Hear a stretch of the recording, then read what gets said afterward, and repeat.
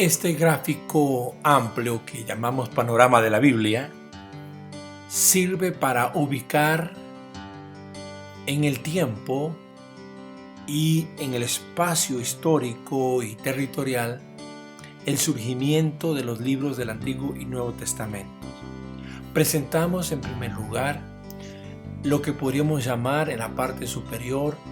el plano que representa la historia universal que se vivía en la parte del mundo conocida alrededor de Palestina, lo que es la tierra del pueblo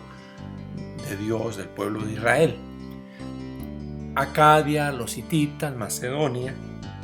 son los grandes referentes en esa historia universal. Y aquí muy ligado a ellos, a esas naciones, están los pueblos de Mesopotamia, los sumerios, los acadios, los babilonios y los persas, los pueblos de Asia Menor, que allí se aglutinan particularmente los hititas,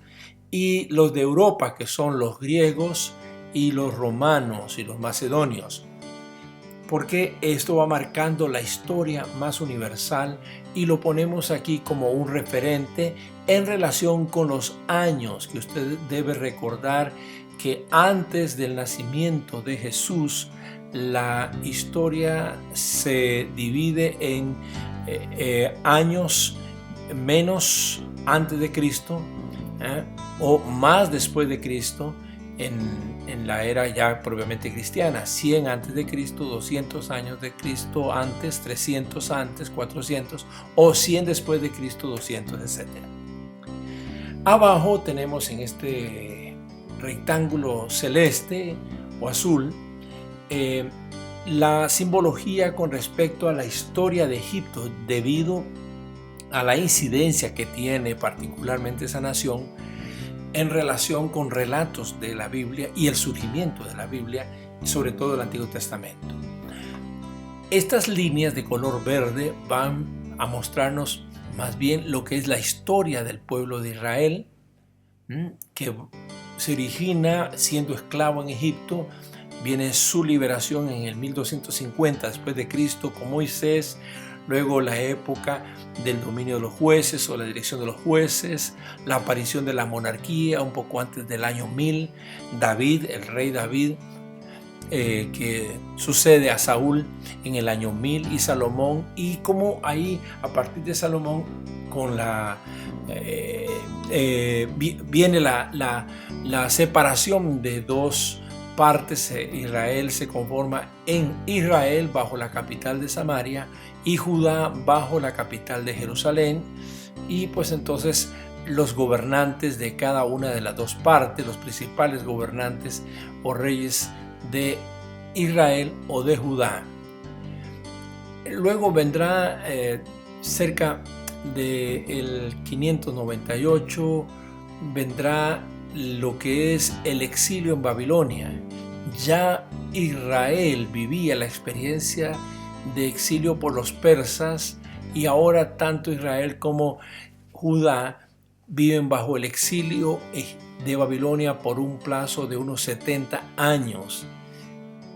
Luego de eso, en la época post-exílica, pues van a aparecer también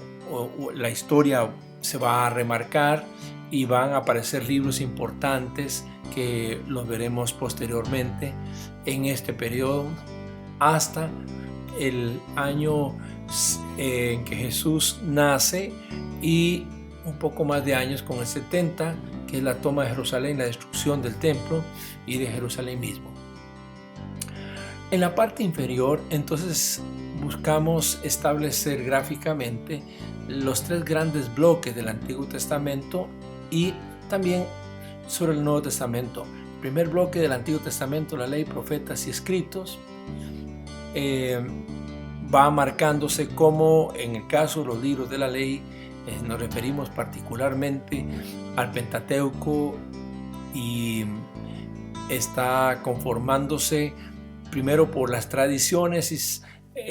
orales que nos vienen ya sea de tradiciones de Israel o de Judá, y cómo comienzan poco a poco esas traducciones a juntarse hasta que finalmente se termina de redactar. Allá cerca del 400 antes de Cristo se redactan los documentos finales o la versión final hebrea del Pentateuco. Por aquí ponemos a los profetas, y con celeste en cada uno de los casos es la ubicación de los libros o parte de ellos. Por ejemplo, en el caso de Proverbios, que pertenece a los escritos, capítulo 10 al capítulo 20, aparecen en épocas tempranas de la monarquía, pero otros capítulos aparecen en posteriores épocas, como en el caso de los capítulos 25 al 29, cerca de 700, y así otros hasta completarse el libro de los Proverbios. Usted puede ubicar cada uno de los libros en relación al año o tiempo, pero también en relación a la historia. Y aquí en el Nuevo Testamento, tras la venida de Jesucristo, la primera venida, pues la redacción y la aparición de los libros del Nuevo Testamento, que